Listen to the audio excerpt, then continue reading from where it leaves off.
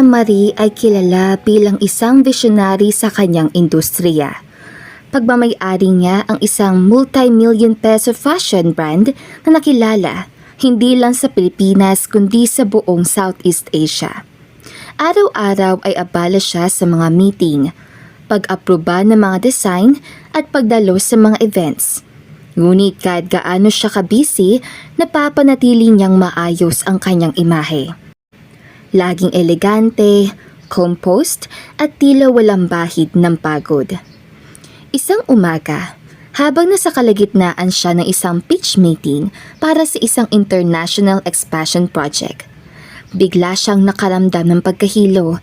Mabilis niya itong ikinubli sa isang malalim na paghinga, kasabay ng pagbabalik ng kanyang focus sa presentation. Sa kanyang isip, marahil ay dala lang yun ng puyat o stress. Pero nangyari ulit to kinagabihan habang nasa dinner meeting siya, kasabay na kaunting sakit sa kanyang dibdib. "Ella, are you okay?" Tanong ng kaibigan niyang si Clara, na isa ring businesswoman. Ngumiti siya, pilit na tinatago ang nararamdaman. "I'm fine, just tired from the back-to-back meetings." Ngunit sa kanyang isip, nagsimulang pumasok ang pangamba. Hindi niya ito pinaalam sa kahit kanino. Sa halip ay binaliwala niya ang mga sintomas at nagpatuloy sa kanyang gawain. Iniisip na hindi siya pwedeng tumigil. Hindi ngayon, lalo na at napipinto ang pinakamalaking milestone ng kanyang career. Kinabukasan, maaga siyang dumating sa opisina. Tulad ng nakagawian, ang headquarters ng kanyang kumpanya, ang De Dios Lux & Co., ay matatagpuan sa gitna ng Makati. Isang high-rise building na puno ng modernong aesthetics. Sa kanyang opisina na may malalaking salamin, tanaw niya ang skyline ng lungsod. Isang paalala ng lahat ng kanyang narating. Habang abala siya sa pag-review ng mga bagong proposal para sa kanilang global marketing strategy, dumating ang kanyang executive assistant na si Irene. May dalang kape at isang stack na mga dokumento. "Ma'am Ella, narito na po ang mga final drafts ng design para sa Paris Fashion Week.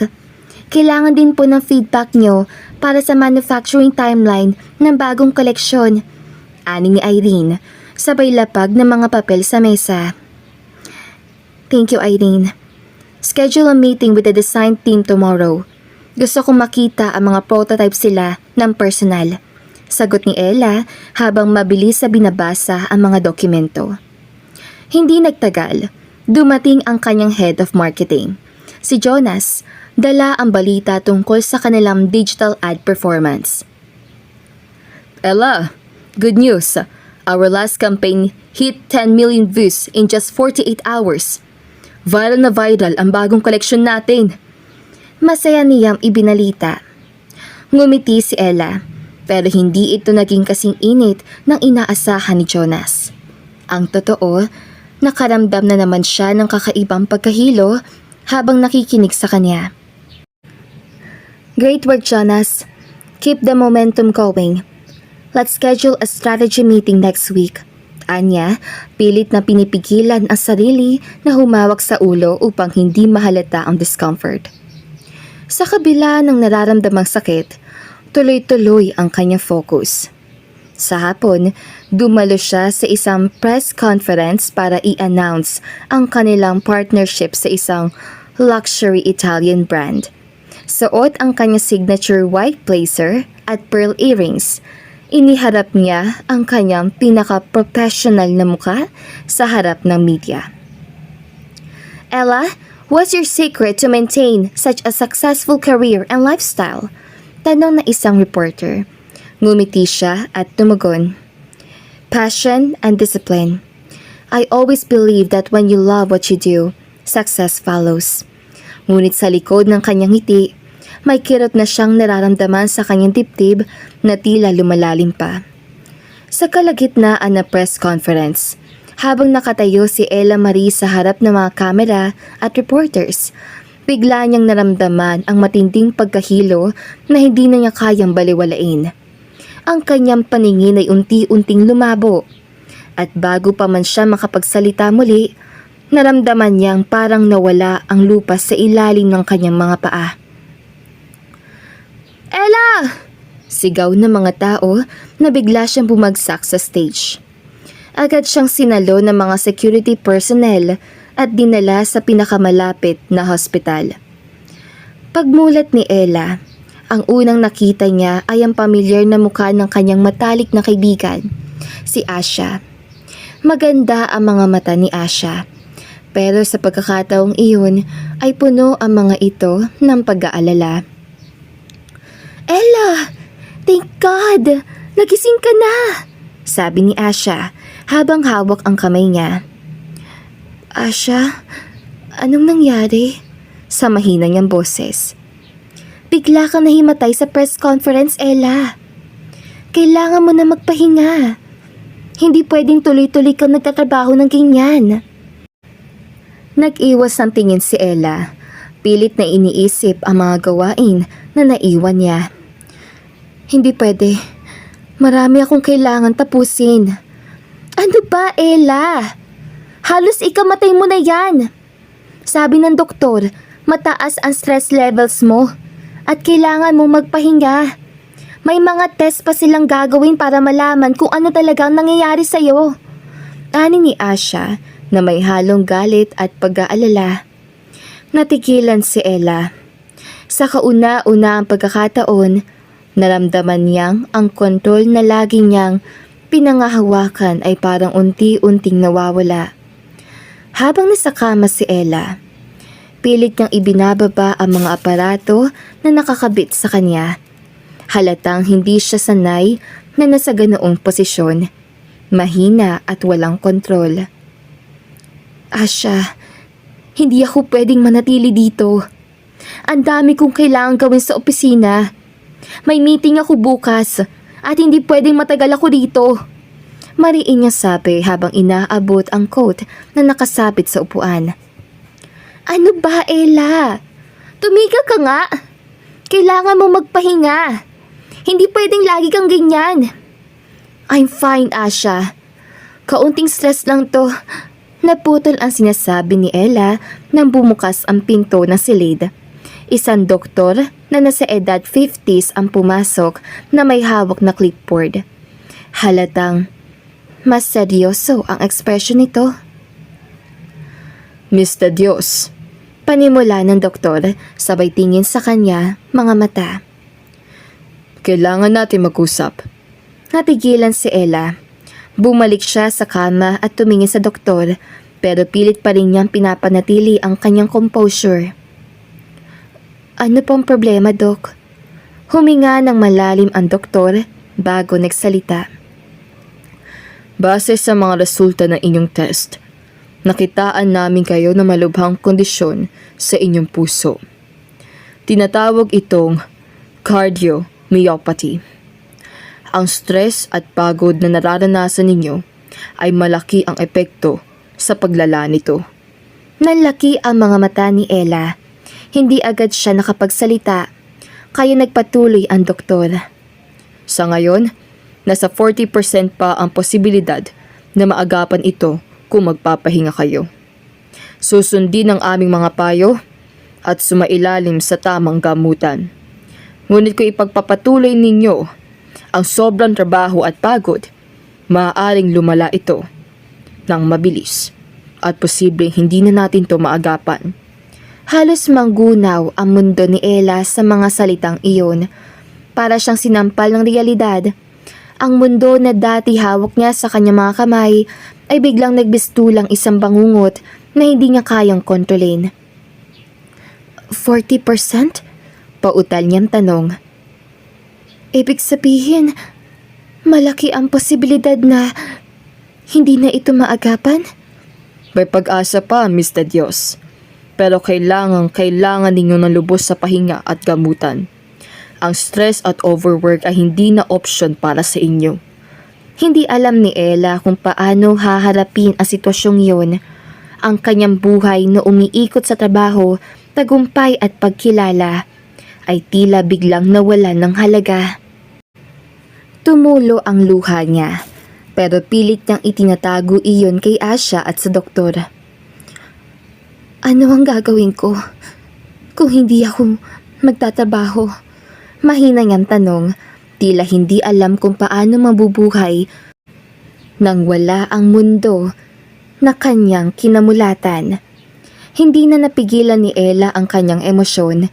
Tumulo ang mga luha sa kanyang pisngi at kasabay nito ay bumigay ang lahat ng iniipon niyang tapang sa sobrang bigat ng kanyang nararamdaman.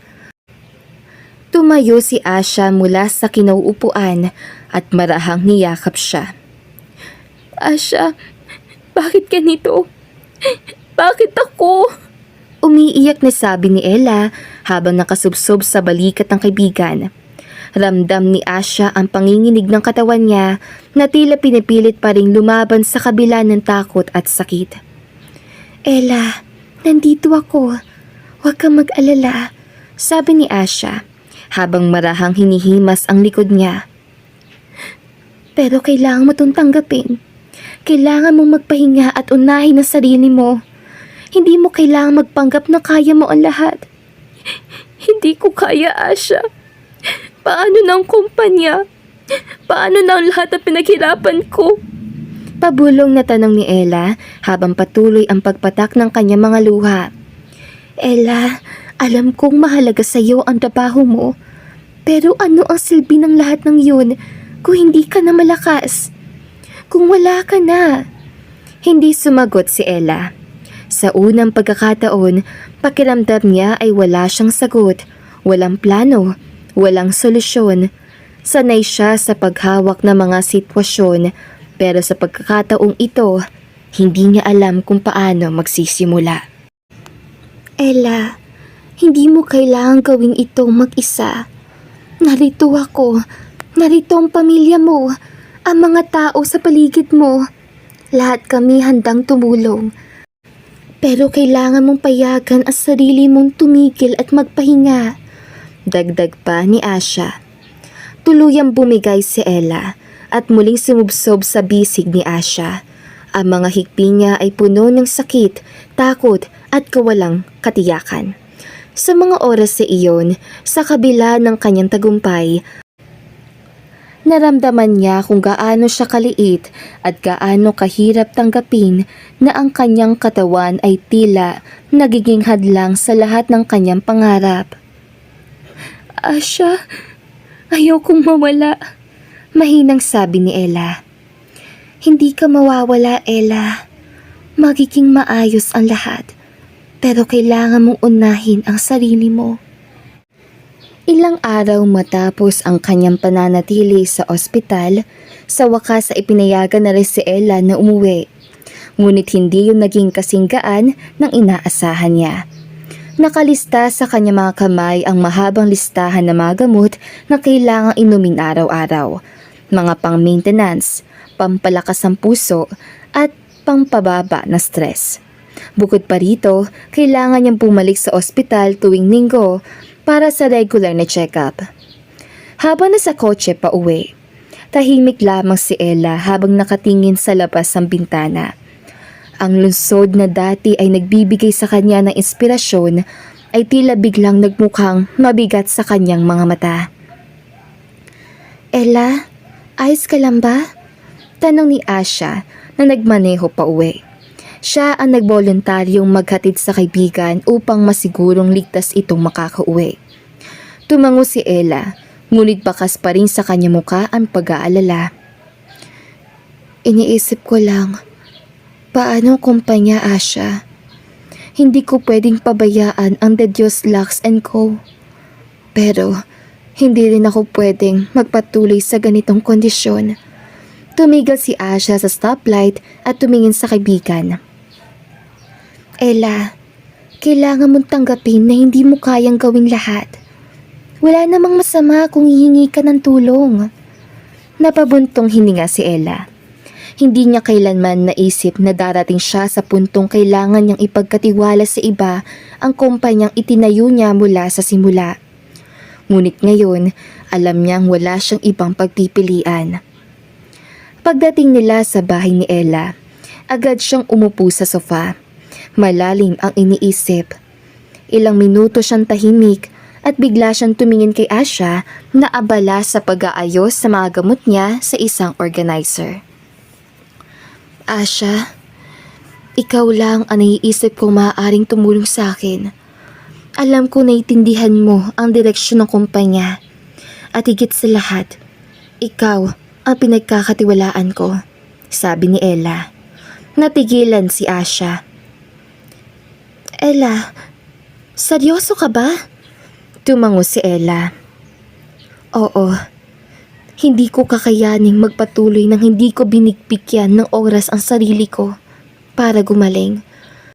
Pero hindi ko rin kayang pabayaan ang kumpanya. Alam kong ikaw lang ang makakatulong sa akin dito. Huminga ng malalim si Asha. Ella, alam mo namang handa akong tumulong. Pero sigurado ka ba na kaya mong bitawan ito kahit pansamantala? Alam kong mahalaga sa iyo ang kumpanya. Wala na akong ibang pagpipilian, Asha. Gagawin ko ito kahit gaano kahirap. Okay, Ella. Promise ko sa iyo, aalagaan ko ang kumpanya mo habang nagpapagaling ka. Pero sa isang kondisyon, wala kang iisipin kundi ang sarili mo at ang kalusugan mo. Okay? Napangiti si Ella ng bahagya at tumango. Deal. Sa mga sumunod na linggo, napansin ni Ella na maayos na naisasagawa ni Asha ang mga responsibilidad na iniwan niya sa kumpanya. Regular silang nag-uusap sa video calls at bawat ulat ni Asha ay puno ng detalye at positibong resulta. Hindi siya nabigo. Kitang-kita niya ang dedikasyon ng kaibigan. Ella, huwag mong alalahanin ng kumpanya. Everything is under control. Ang focus mo dapat ay ang pagpapagaling, sabi ni Asha sa isa nilang tawag. Napangiti si Ella, pero pagkatapos ng bawat tawag ay nakakaramdam siya ng lungkot na hindi niya maipaliwanag. Miss na niya ang pagpasok sa opisina, ang excitement ng mga proyekto at ang adrenaline na dulot ng mga hamon sa negosyo. Kahit pa nagpapagaling siya, hindi niya maiwasang isipin ang trabaho niya. Isang linggo pa muli ang lumipas. Bumalik si Ella sa ospital para sa kanyang regular na check-up. Nakaupo siya sa examination room habang hinihintay ang doktor. Pilit na pinipigilan ang kaba. Gusto niyang maniwala na unti-unti na siyang gumagaling, lalo na at sinusubukan niyang iwasan ang stress. Uminom ng gamot sa tamang oras at mas pinili ang tahimik na pamumuhay. Pagpasok ng doktor, dala nito ang kanyang medical chart na may seryosong expression sa mukha. Mr. Dios, narito na ang mga resulta ng inyong test, sabi ng doktor habang umupo ito sa harap niya. Okay na po ba, Dok? May improvement na po ba? Huminga ng malalim ang doktor bago nagsalita. Sa kasamaang palad, tumataas pa rin ang inyong stress levels. Ang iyong puso ay mas naninibago at hindi bumubuti ang kondisyon ninyo gaya ng inaasahan natin. Nanlaki ang mga mata ni Ella at hindi makapaniwala sa narinig. Ano? Pero Dok, hindi na po ako nagtatrabaho. Iniwasan ko na ang stress. Sinusunod ko naman ang mga sinasabi niyo. Uminom ng gamot, nagpapahinga, at wala na akong ginagawa na pwedeng makapagpahirap sa akin. Mr. Dios, maaaring hindi mo namamalayan pero ang iniisip mong pagpapahinga ay hindi pa rin sapat. Kahit hindi ka nagtatrabaho, ang pagkabahala mo sa kumpanya mo at ang patuloy mong pag-iisip sa mga bagay na hindi mo kontrolado ay nagdudulot pa rin ng stress. Stress doesn't only come from physical work, it can also come from emotional and mental strain. Parang nabingis si Ella sa sinabi ng doktor. Pero, ginagawa ko na ang lahat ng makakaya ko. Mahina niya sabi. Pilit pinipigilan ang pagpatak ng kanyang luha. Alam ko, Mr. Dios. Ngunit kailangan pa nating hanapin kung ano pa ang maaaring nakakaapekto sa iyo. Ang stress ay hindi nawawala agad, lalo na kung matagal itong naipon sa katawan. Kailangan nating magpatuloy sa gamutan at baka mas kailangan mo pang i-reassess kung paano mo hinaharap ang iyong emosyon at iniisip. Napasandal si Ella sa upuan at tila nawala ng lakas. Hindi niya maunawaan kung bakit hindi bumubuting kalagayan niya kahit pilit na niyang binago ang kanyang lifestyle. May pag-asa pa ba, Dok? Tanong niya na halos pabulong. Lagi namang may pag-asa, Mr. Dios. Pero ang paggaling mo ay nakasalalay sa tamang balanse. Hindi lang sa pisikal na pahinga, kundi pati na rin sa pagpapalaya sa sarili mo mula sa anumang mental at emotional stress. Hindi sumagot si Ella. Bakit hindi mo na lang kasi akong prangkahin, Dok? Am I going to die? Para makapagplano na ako sa lamay ko. Nagkibit ng balikat ang doktor at ngumiti ng mahina na parang naiintindihan ang bigat ng karga ni Ella. Mr. Dios, hindi ko kaya magbigay ng ganong kasiguraduhan. Ang buhay at kalusugan ay laging may mga hindi inaasahang kaganapan. Pumikit si Ella at hinawakan ang kanyang noo. Gusto niyang sumagot, ngunit hindi na siya makapagsalita. Ang sakit na nararamdaman niya ay hindi lamang mula sa katawan, kundi pati na rin sa kanyang kaluluwa. Matapos ang pakiramdam na tila naubos ang lahat ng lakas at pag-asa niya, nagdesisyon si Ella na umalis sa ospital at magmaneho upang maghanap ng kahit anong saglit na pahinga. Hindi siya tiyak kung saan siya pupunta, hanggang sa laking gulat niya na makarating siya sa harap ng kanyang kumpanya. Ang De Dios Lux & Co. Isang lugar na puno ng alaalang magkahalong saya at hirap. Pumasok siya sa loob ng labi at sa tahimik nagpagpasok, nagulat siya na makita ang isang bagong janitor na kasalukuyang kumakain sa isang sulok. Bagamat sanay na siya sa mga regular na tauhan, ang hindi pamilyar na mukha ng lalaki ang nagpabigla sa kanya. Sa isang iglap, isang ideya ang pumasok sa kanyang isipan. Lumapit si Ella sa janitor at na makita siya nito ay nataranta pa itong iligpit ang kanyang baunan. Ma'am De Dios, pasensya na po. At dito na po ako nakain. Paghingi na paumanhin ng janitor habang inililipat ang kanyang merienda sa isang maliit na plastic plate. It's okay. Pwede ba kita makausap? Tanong ni Ella. Tungkol saan po, ma'am? Hindi nyo naman po ako tatanggalin, no? Nag-aalalang tanong ng janitor. Of course not. Gusto mo bang habang buhay ka maging janitor? O gusto mo magkaroon ka ng mataas na posisyon dito sa kumpanya ko compared sa pagiging janitor mo? Ano po yun, ma'am? Samahan mo ko. Isang gabi lang. Kapalit nun, malaking halaga at kalagayan mo sa kumpanya. Napalunok si Jonas sa narinig. Hindi niya alam kung anong ibig sabihin ng mga salitang yon. Ma'am, anong ibig mo sabihin? Tanong niya sa nanginginig na boses. Alam mo kung anong ibig ko sabihin. Ano ba ang ginagawa ng isang babae at lalaki sa loob ng isang kwarto? Magdadasal ba?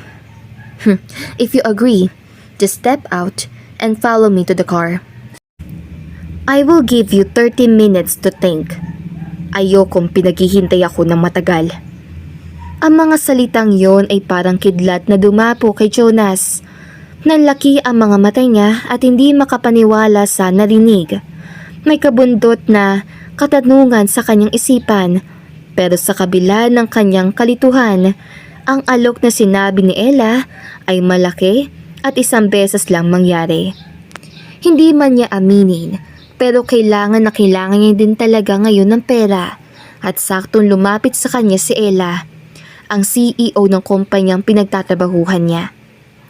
Si Jonas, bagamat puno ng kalituhan at takot, ay nagdesisyon na sumunod kay Ella.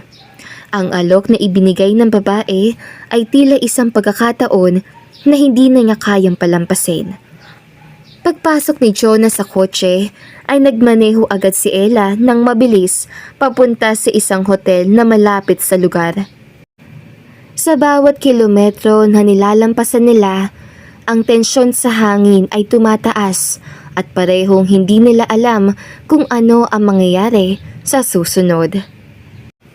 Pagdating nila sa hotel, hindi na nagsalita si Ella. Tumungo siya sa loob ng elevator at si Jonas naman ay sumunod sa kanya na walang kibong nakatingin sa mga pader ng elevator. Nang makarating sila sa kanilang kwarto, pumasok silang dalawa nang hindi nag-uusap. Ano? Uupo ka lang ba dyan? Hindi magsasalita? Saad ni Ella. Anong gagawin natin dito, ma'am? Ano pa nga ba? Ang kininang isa't isa.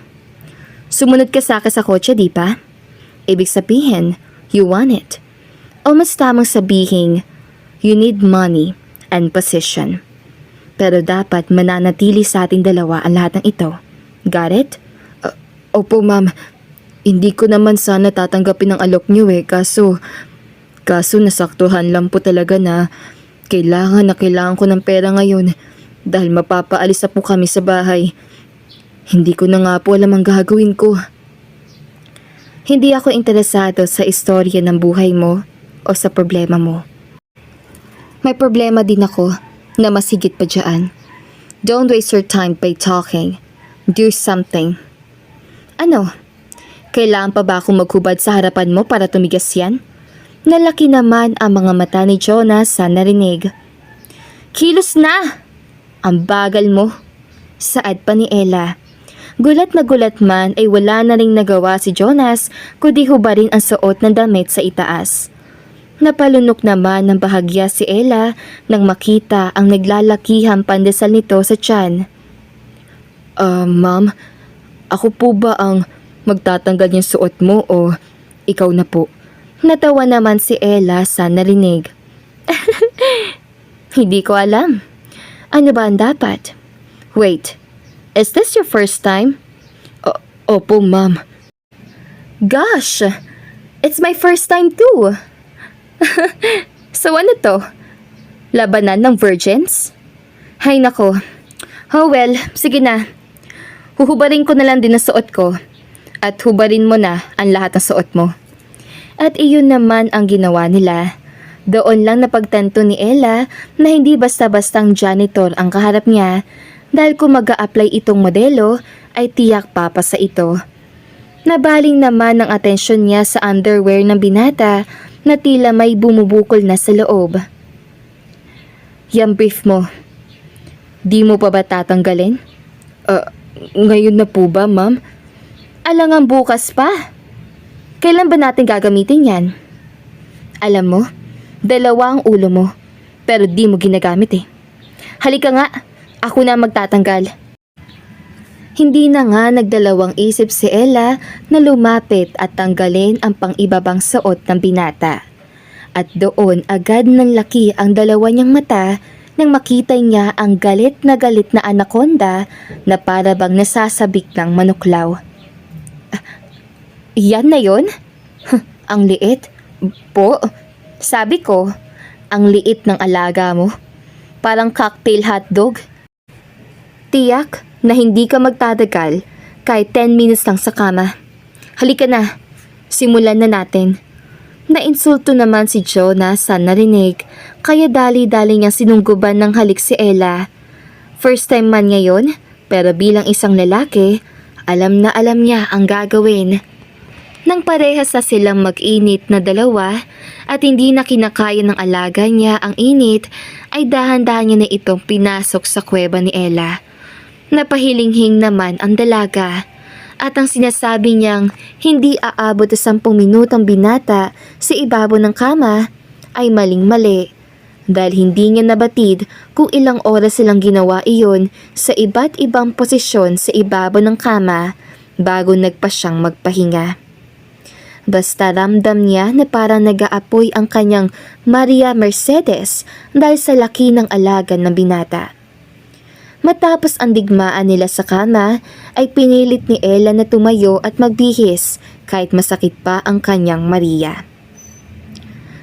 Magde-deposit ako sa account po ng 500,000 pag alis ko dito at bukas. Expected na hindi ka na janitor. Ma'am, okay lang naman po na janitor pa rin ako dahil baka hindi ko po kayang trabaho sa mas mataas sa posisyon. Pera lang po talagang kailangan ko. Okay then, walang problema. Ma'am, isang tanong pa po. What is it? Bakit po to ginagawa? Simple. I'm dying at ayoko mamatay na virgin. Nasagot ko na ba ang tanong mo? Hindi na nagsalita si Jonas kaya nagpatuloy sa pagbibihis si Ella. Inayos ang sarili at nagbihis. Pagkatapos ng lahat na nangyari, mabilis na umalis si Ella sa hotel. Naramdaman niyang parang lalagnatin siya, ngunit hindi niya na yun pinansin. Habang nagmamaneho, napansin niyang naiwan niya ang cellphone sa sasakyan. Kinuha niya ito at binuksan, ngunit agad niyang nakitang may ilang hindi pa nasasagot na tawag mula kay Asha. Kanina pa siya tumatawag. Bulong ni Ella sa sarili.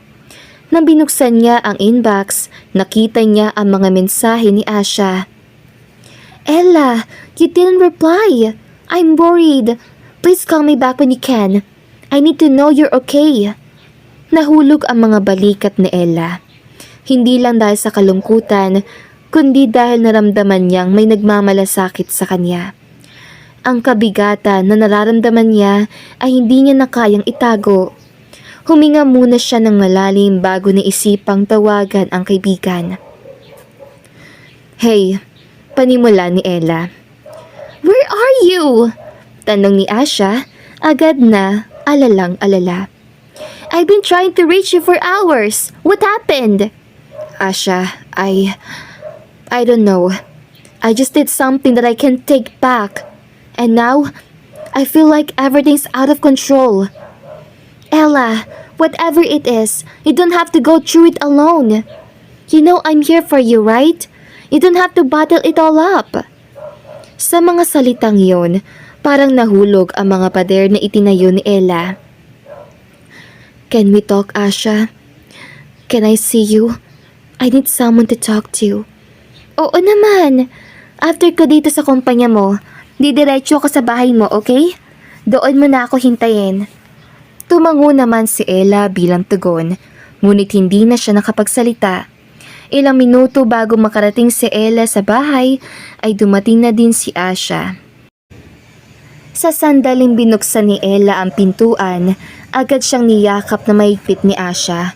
Ang init ng yakap na iyon ay tila nagbigay sa kanya ng kaunting ginhawa mula sa sakit na patuloy na bumabalot sa kanyang katawan at puso. Huwag ka na mag-alala, Ella. Nandito ako.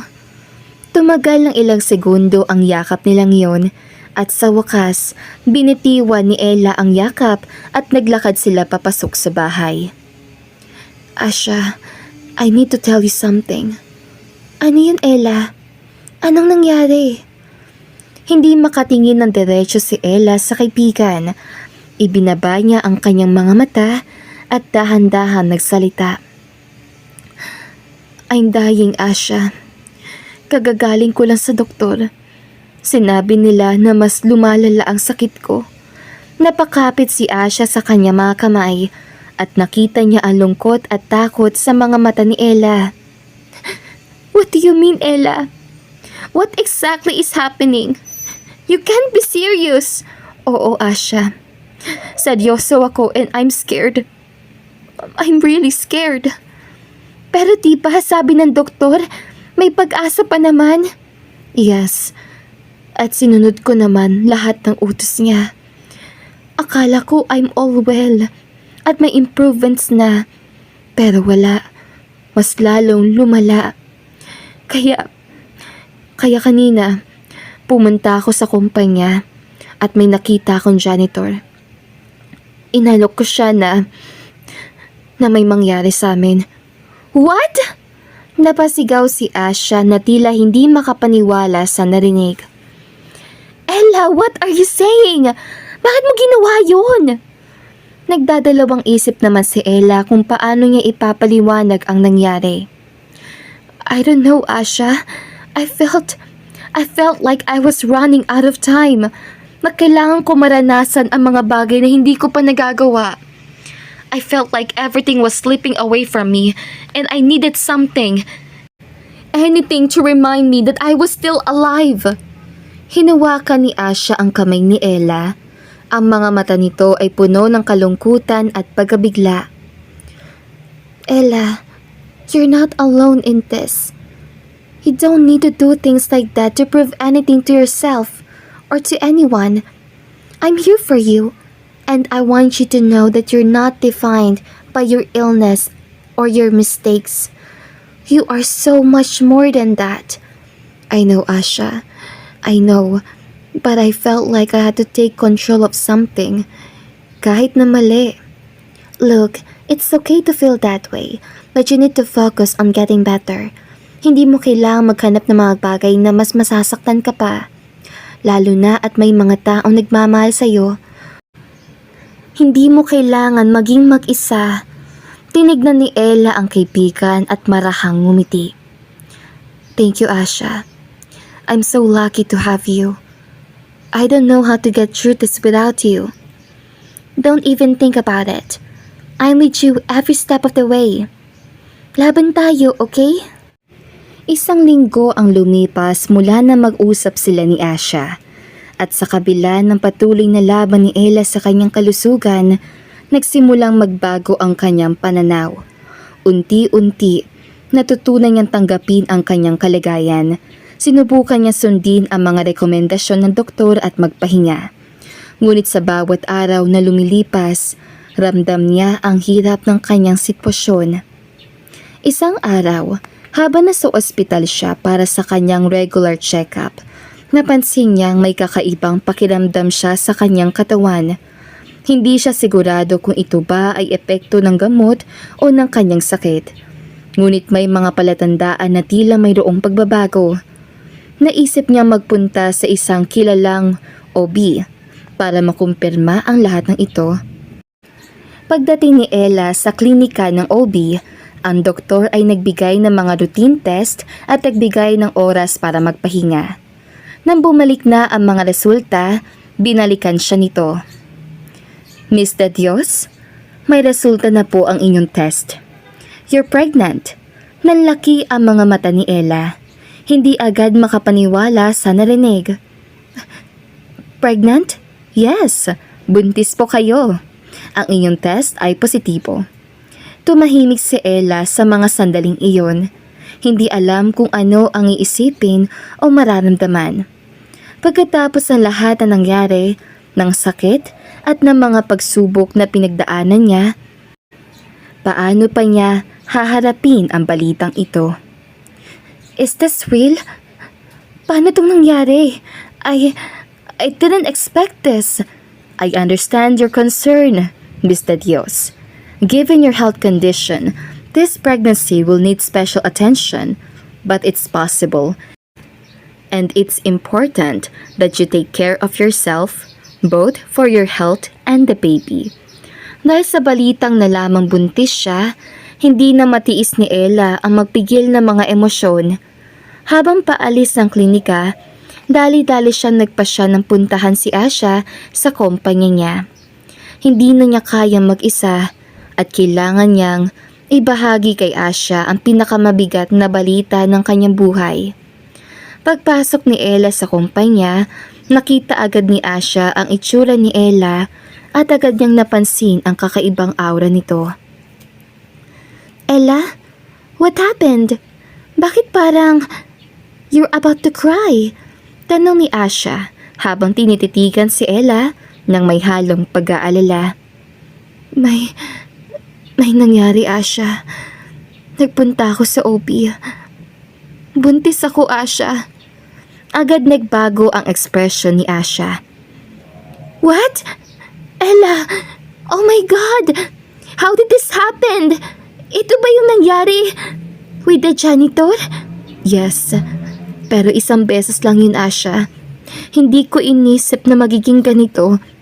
I never planned this. Asha, that time I just needed to feel something. I needed to forget the pain, to feel alive again. I understand. Pero ngayon, hindi mo na yan pwedeng iwasan. Kailangan mong tanggapin ang nangyari at pagplano ng maayos para sa iyong kalusugan at ng baby. Hindi kita pababayaan. Pero Asha, how am I going to handle this? I'm dying, and now this... I feel so overwhelmed. Hindi ko kayang harapin ito mag-isa. Ano ka ba? Bakit ka ba nag-iisip ng ganyan? Hindi ka pa mamamatay. Lumaban ka for your baby, okay? Isa pa, kailangan mo sabihin to sa janitor. He deserves to know dahil anak niya yan. What? Are you for real? Asha, isang beses lang yun. Di ko makilala yun eh. Ni hindi ko alam ang pangalan. I can take care of my baby. I don't need him. Really? So para mo na rin sinasabi na ayaw mo siya dahil sa estado niya? Hindi ganun, okay? Wala naman din siyang magagawa eh. Wala nga siyang pera, Asha. Hindi niya kayang tulungan ako. Pero he can be a father, sagot ni Asha ng matatag. Hindi naman kailangan maging mayaman o may kakayahang magbigay ng lahat ng role ng ama. Ang importante, willing siya mag-alaga at magbigay ng pagmamahal. Hindi mo alam, Ella. Hindi mo siya pwedeng husgahan kung hindi mo pa siya nakikilala ng buo. At higit sa lahat, ang bata na nasa sinapupunan mo, may karapatan din siyang magkaroon ng tatay. Natigilan si Ella. Lahat na sinabi ni Asha ay tumama sa puso niya. Hindi niya inisip na ganun pala kahalaga ang papel ng isang ama, kahit na hindi niya palubos na nakikilala ang janitor. But, paano kung hindi niya matanggap? Baka hindi siya maging responsable. Hindi ko naman siya kayang pilitin. At paano mo malalaman kung hindi mo sasabihin? He deserved a chance to decide. Hindi mo pwedeng gawing mag-isa ang lahat. Ikaw nga, nahihirapan na, di ba? Hindi lahat ay usaping pera lang. Minsan yung pagmamahal lang at pagkalinga ang kailangan. Nakinig naman siya sa payo ng kaibigan at hinanap na si Jonas sa buong kumpanya. Nang makita niya ito ay hindi na siya nagdalawang isip. Nilapitan niya ito at dahan-dahang inilabas ang envelope na may lamang ultrasound copy. Tsaka binigay kay Jonas nang walang salitang lumabas mula sa kanyang bibig. Nagulat naman si Jonas sa ginawa iyon ng dalaga. "Ma'am?" tawag ni Jonas, ngunit walang sagot. Nagtataka siya, ngunit binuksan na rin niya ang envelope. Nang makita niya ang larawan ng ultrasound, bigla siyang napatigil. Naintindihan niyang may nangyayaring hindi niya akalain. Ang bata ay posibleng kanya. Agad siyang tumayo at hinabol si Ella. Tumakbo siya palabas ng kumpanya. "Ma'am Ella, sadali lang!" tawag niya dito. Tumigil si Ella at hinarap si Jonas. Sa kanyang mga mata ay makikita ang takot at kalituhan. Hindi niya alam kung paano sasabihin kay Jonas ang lahat. "Ma'am, anong ibig sabihin nito? Ikaw ba yung buntis? Kung anak ko to..." "Look, isang beses lang yun. Hindi ko nga alam ang pangalan mo eh. Hindi ko alam kung anong nangyari. Basta ito na ang katotohanan. Buntis ako. Hindi ko inisip na mangyayari ito. I didn't plan for this. Isa pa, pinaalam ko lang sa'yo ang lahat. Kasi deserve mo namang malaman. Pero hindi ibig sabihin nun ay may responsibilidad ka na sa akin. Kaya kong buhayin ang anak ko. Hindi ko kailangan ng tulong mo. Anak natin."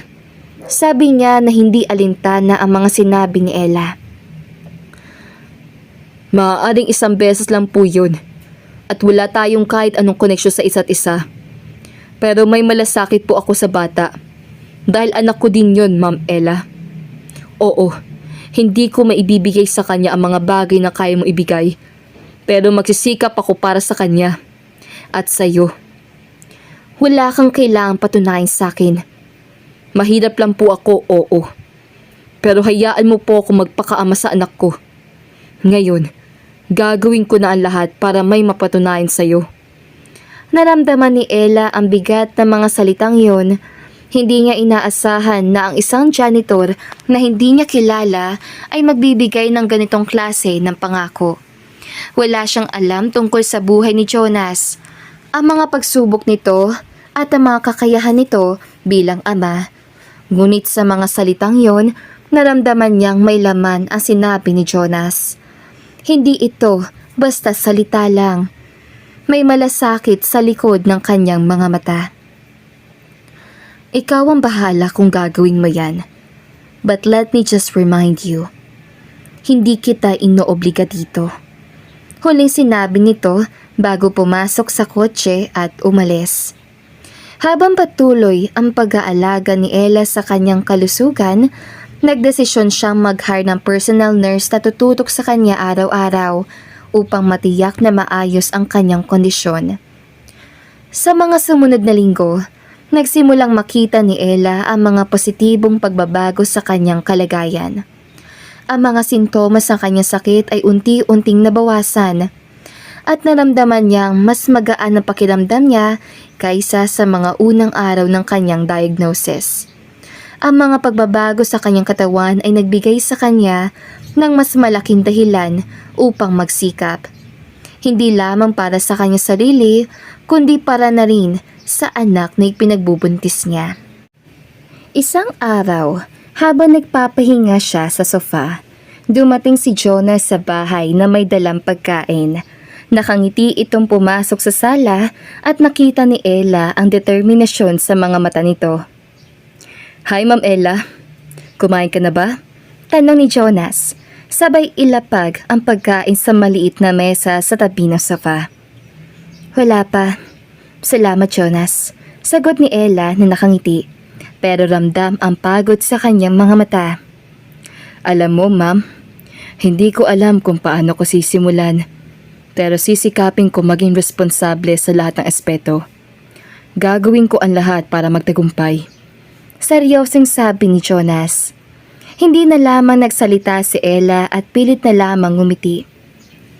Habang patuloy ang mga check-up ni Ella, hindi nawawala si Jonas sa kanyang tabi.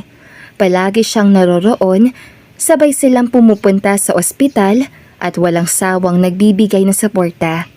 Kitang-kita ni Ella ang malasakit ni Jonas at unti-unti sinisimulan niya ng tanggapin ang tulong at pagmamahal na binibigay nito. Sa bawat pag-aalaga ni Jonas, napapansin niyang hindi lang siya nag-aalala para sa bata, kundi para na rin sa kanya. Ma'am Ella, okay lang po ba kayo? Hindi po kayo nahirapan kanina? Tanong ni Jonas habang hinawakan ang kanyang mga kamay sa loob ng waiting area ng ospital. Medyo napagod lang ako, sagot ni Ella habang pinagmamastan ang mga mata ni Jonas. Magpahinga ka na lang po. Wala na ako ibang hihilingin, kundi ang maging okay kayo ng bata. Habang patuloy na lumalalim ang koneksyon nilang dalawa ni Jonas, isang araw, dumalaw na naman ang binata sa bahay ni Ella. Ma'am Ella, gusto ko lang po sana ipaalam sa inyo na magre-resign na po ako bilang janitor sa kumpanya nyo. Napakunot ang noo ni Ella at nagtataka. Bakit, Jonas? Kung okay ka naman sa trabaho mo, bakit ka magre-resign? Mag-aaral po ako muli. Alam ko po na kung gusto ko makahanap ng mas magandang trabaho at mabigyan ko ng mas magandang buhay ang anak ko, kailangan ko makapagtapos. Ngayon po kasi, hindi ka makakahanap ng maayos sa trabaho kung hindi ka graduate. Napaisip si Ella sa sinabi ni Jonas. Nakita niya ang tapang sa mga mata nito at ang kanyang desire na magbago para sa hinaharap ng kanilang pamilya. Hindi maikakaila na malaki ang malasakit ni Jonas sa kanila ng bata. At ang desisyon niyang mag-aral muli ay hindi lamang para sa sarili niya, kundi para sa pamilya na nais niyang buuin. Hindi ko naman po gusto na ganito lang tayo lagi. Nadadalaw-dalaw lang ako. Ayaw kong magtaka ang anak natin kung bakit ganito ang setup natin. Alam ko po na malabo po tayo maging isang pamilya. Pero iyon po ang gusto ko, ma'am. Kaya magsisikap po ako para maging bagay po ako sa inyo. Jonas, hindi ko alam kung paano ko sasabihin sa'yo. Pero mahirap. Mahirap mag-isip ng ganoon. I mean, you've been so good to me and the baby, and I appreciate that. But I never imagined us becoming a family. Masaya ako sa mga ginagawa mo, pero ang mga bagay na yan, hindi ko alam kung kaya kong ibigay sa'yo. Nagkaroon ng katahimikan sa pagitan nilang dalawa. Alam ko, ma'am, na medyo mabilis ang lahat na nangyayari. Pero hindi ko rin kaya na magpanggap lang na okay ako sa ganito. Hindi ko na kaya magtagal na palaging sabay lang tayo sa mga simpleng bagay. I want us to be a family, Ma'am Ella. Gusto ko na, kahit hindi perfect, magkaisa tayo sa pagpapalaki ng anak natin. Napansin ni Ella ang paglalim ng mga mata ni Jonas. Kahit na hindi sila magkasama bilang magpartner, isang bagay ang malinaw sa mga sinabi nito. Gusto niyang magtagumpay at magsimula ng mas magandang buhay, hindi lang para sa sarili, kundi para kay Ella at sa bata. Jonas, hindi ko alam kung paano ko tatanggapin ang lahat ng ito.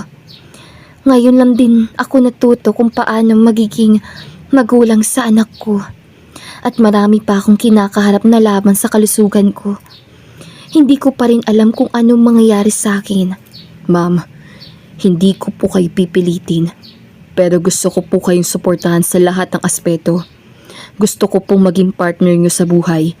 Hindi lang sa bata, kundi sa lahat ng mga pagsubok na susunod pa. Jonas, I don't know what to say.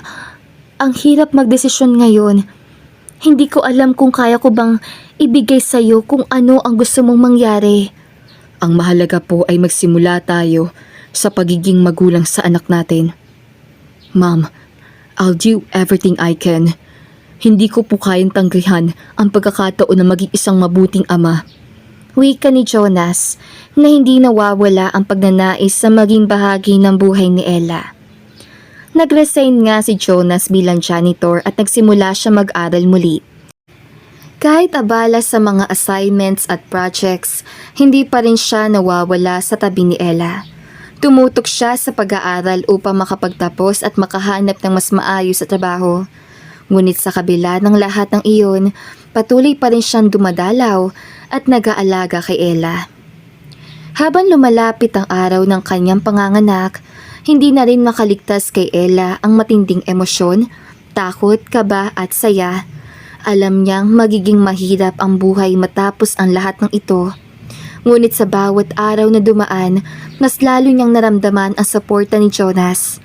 Nagkaroon siya ng lakas na magpatuloy. Isang hapon, na nagsimula na siyang makaramdam ng sakit, tinawagan ni Ella si Asha pero hindi ito sumasagot. Kaya wala siyang ibang nagawa kundi tawagan si Jonas. Hindi naman nagdalawang isip ang binata. Agad-agad dumating ito sa bahay ni Ella at nagdala ng mga gamit na kakailanganin nila sa ospital. Nandito lang ako, ma'am. Kasama kita. Magiging okay ang lahat. Wika ni Jonas na hawak ang kamay ni Ella habang papasok sila sa ospital. Pagdating nila sa ospital, agad na inasikaso si Ella at dinala sa delivery room. Si Jonas, bagamat abala sa pag-iisip ng mga maaaring mangyari, ay nandoon sa tabi ni Ella. Congratulations, Ma'am Ella! It's a healthy baby girl, saad ng doktor. Ang unang kumarga noon ay si Jonas, habang maluluha-luhang nakatingin kay Ella, tsaka hinalikan ito sa noo. Nagulat man ang dalaga pero napangiti na rin siya dahil ramdam niya ang pagmamahal ng binata ng mga sandaling iyon. Habang nakaupo sila sa tabi ng crib ng kanilang anak, ang maliit na tinig ng bata na natutulog ay tila nagsisilbing tugon sa kanilang pagmumuni-muni. Si Jonas at Ella ay tahimik na nagmamasid sa sanggol. Pareho silang nakangiti, ngunit may kaunting kabuntot na ligaya at pananabik sa kanilang mga mata. Kamukhang kamukha mo siya, Ma'am Ella. Kasing ganda mo. Sabi ni Jonas na hindi mapigilang mangiti habang pinagmamasdan ang bata. Sana lumaki siyang may kabutihang loob tulad mo. Dagdag pa nito. Gwapo ka rin naman na, sagot ni Ella sabay hawi sa buhok ni Jonas. Ngunit sa gitna ng kanilang mga ngiti, muling natawa si Ella. Ang tawa niya ay puno ng alaala ng nakaraan. May nakakatawa ba, Ma'am Ella? Wala. Naalala ko lang kung paano natin siya binuo. We were both unaware kung anong gagawin. Pero alam mo ba, Jonas, kahit hindi ko inaasahan, masaya ako ni ikaw ang nandyan para sa akin.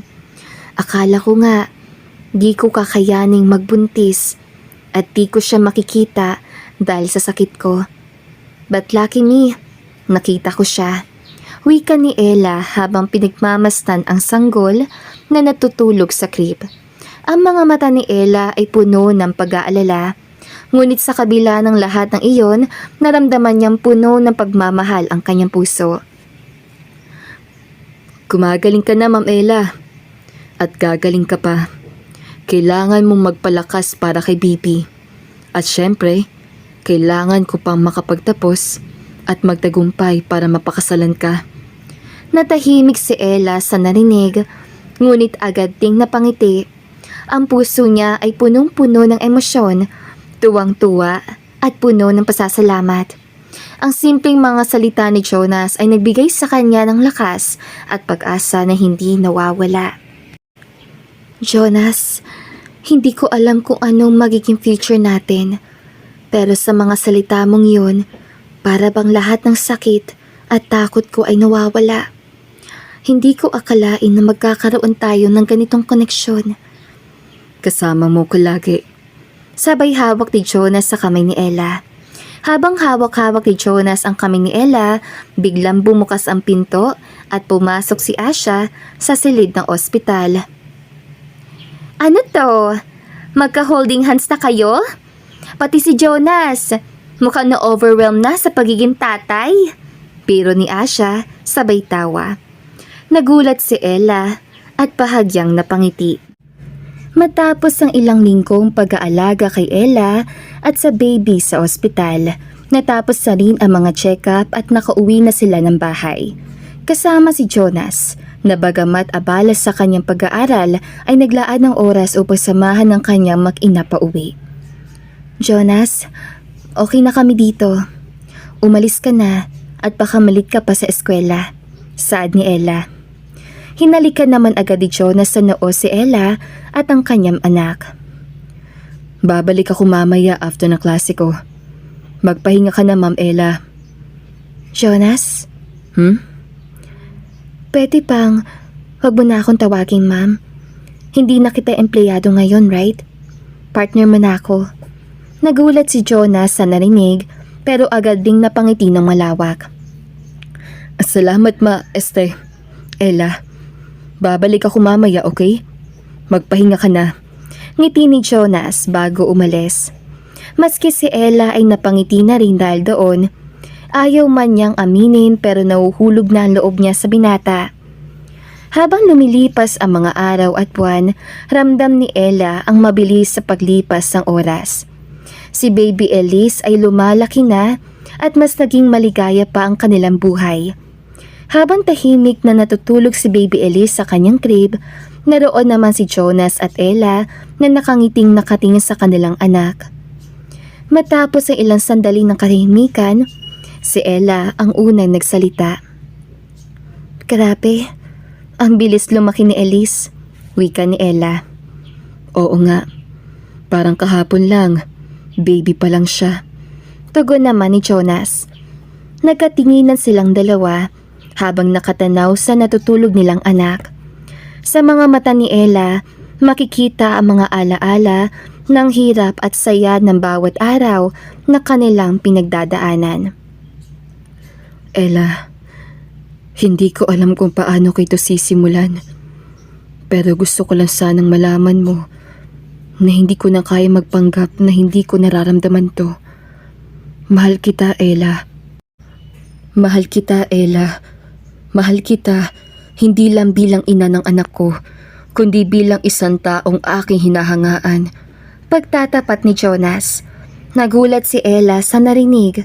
Hindi dahil sa hindi niya ito nararamdaman, kundi dahil hindi din siya sigurado kung paano niya sasabihin ang nararamdaman din niya. Jonas, alam mo, hindi ko rin kaya magpanggap na wala akong nararamdaman at hindi ko na kayang itago na mahal rin kita. Mahal kita sa paraan na hindi ko akalaing mangyayari. Hindi ko rin alam kung paano, pero sa tuwing nandyan ka sa bawat maliit na bagay na ginagawa mo para sa amin, nararamdaman ko na hindi ko na kayang mawala ka. Napansin ni Jonas na may luha sa mga mata ni Ella, kaya nilapitan niya ito upang hawakan ang kanyang kamay. Wala nang magbabago. Gusto kitang maging kasama sa buhay ko. Gusto kitang pakasalan. I'll fight for us, Jonas. Kahit gaano kahirap, kahit gaano kabigat, hindi ko na kaya mag-isa pa. Sa mga salitang yon, hindi na nila kailangan magsalita pa ng marami. Ang kanilang mga puso ay nagkakaisa at ang kanilang pagmamahalan ay mas naging matibay na. Habang pinagmamasdan nila si Elise, alam nilang magsisimula na sila ng bagong buhay. Isang buhay na puno ng mga pangarap, pagsubok at higit sa lahat, pagmamahal. Matapos ang ilang taon ng pagsusumikap, natupad din ang mga pangarap ni Jonas. Nakapagtapos siya at natanggap sa isang magandang kumpanya kung saan siya ay umakyat sa mataas na posisyon sa loob lamang na ilang buwan. Finally! I made it! Sigaw ni Jonas nang makita ang kanyang pangalan sa listahan ng mga napiling maging supervisor. Ang ngiti sa kanyang mga labi ay mas maliwanag kaysa sa kahit anong tagumpay na naranasan niya noon. Sa kabilang banda naman, nagulat si Ella nang minsay dalawin siya ng kaibigan si Asha sa bahay at mapag-usapan ang kondisyon sa kanyang kumpanya. Wala na kasi siyang balak pamahalaan iyon dahil ngayon na gumagaling na siya, ayaw niya nang ma-stress muli.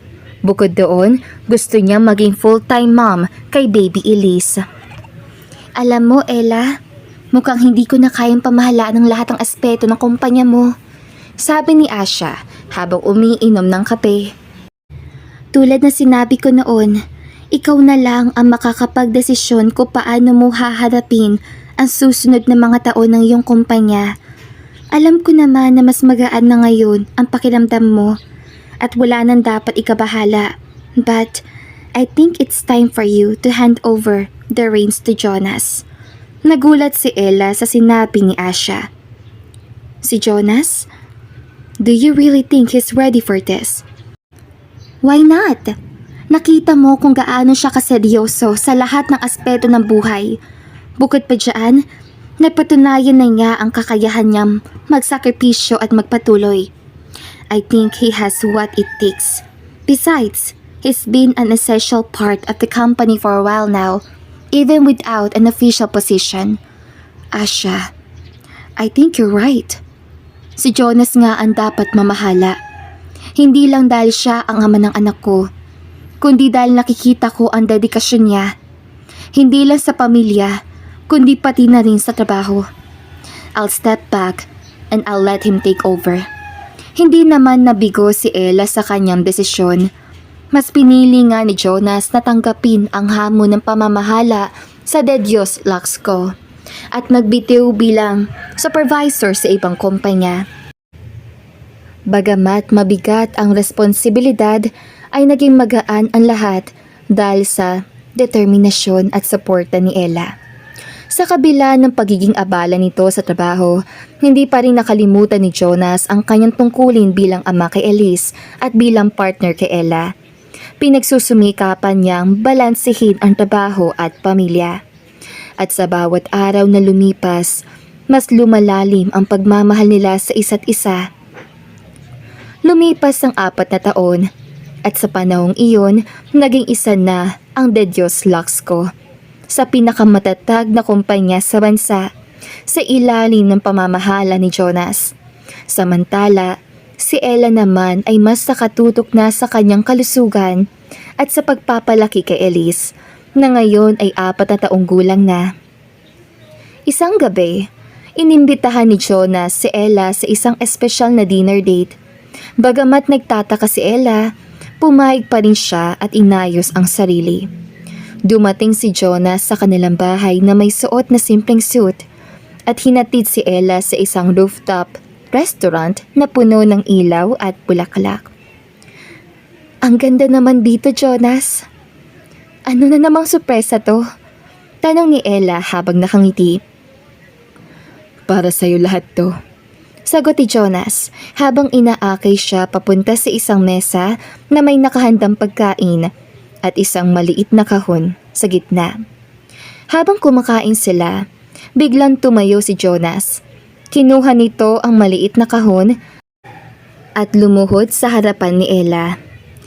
Ella Marie de Dios. Simulang sabi ni Jonas habang nanginginig ang kanyang boses.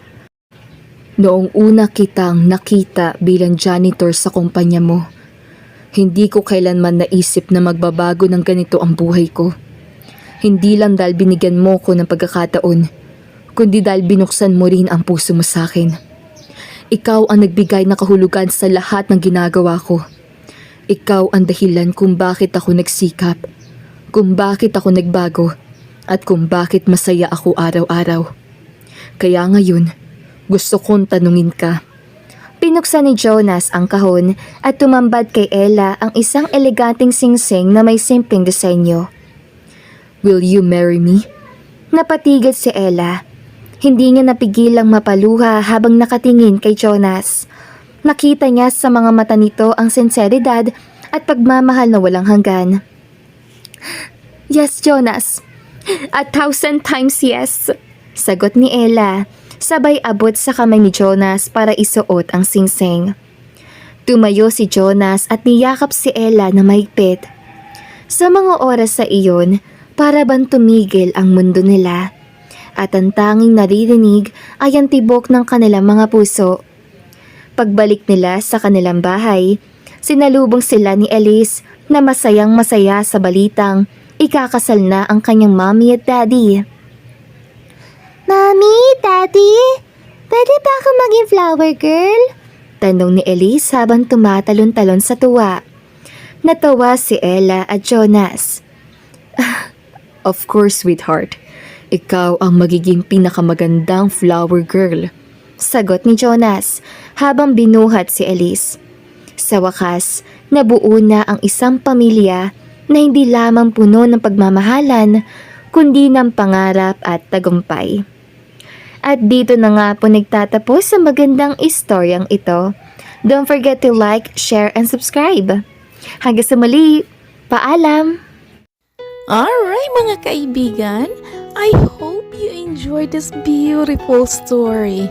Ang ganda, no? OMG, I love this one. Maraming salamat po sa lahat na nakikinig here sa Kulay TV. I really appreciate your love and support. Okay, thank you to my co-author, Miss Regine. Thank you to our narrator, Miss Corsell. This is Ethel McMenamin, Kulay TV creator, saying, bawat buhay ay may kulay. Thank you and take care. Dagan kayong salamat. See you sa next story. Alam niyo, may marami pa akong mga beautiful stories. Yep. Alright. See you next time.